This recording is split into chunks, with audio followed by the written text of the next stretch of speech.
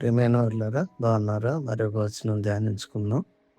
అపోస్తలులు మా విశ్వాసము వృద్ధి పొందించమని ప్రభువుతో చెప్పగా, లూకా 17:5. మొదటిగా ప్రభు అయిన యేసుక్రీస్తు వారి యందు విశ్వాసము మన రక్షణకు మూలము. మనము కూడా ప్రతి భారమును సులువుగా చిక్కులుపెట్టు పాపమును విడిచిపెట్టి విశ్వాసమునకు కర్తయు దానిని కొనసాగించువాడును ఆయన యేసు వైపు చూచుచు మన ఎదుట ఉంచబడిన పందెములో ఓపికతో పరుగెత్తెదము. ఆయన తన ఎదుట ఉంచబడిన ఆనందము కొరకే అవమానమును నిర్లక్ష్యపెట్టి శిలువను సహించి దేవుని సింహాసనం యొక్క కుడిపార్శ్వమున ఆసీనుడై ఉన్నాడు. ఫిబ్రి 12:2.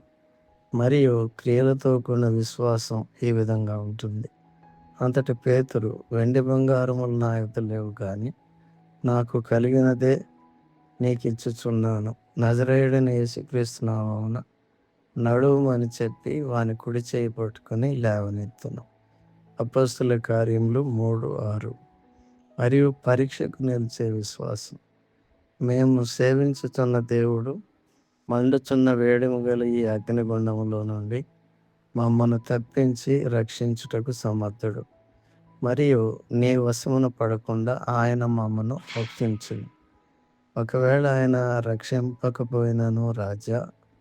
దానియేలు 3:17. ఈ 3 పరిస్థితుల్లో మనం మన విశ్వాసమును వృద్ధి పొందించుకోవాలి.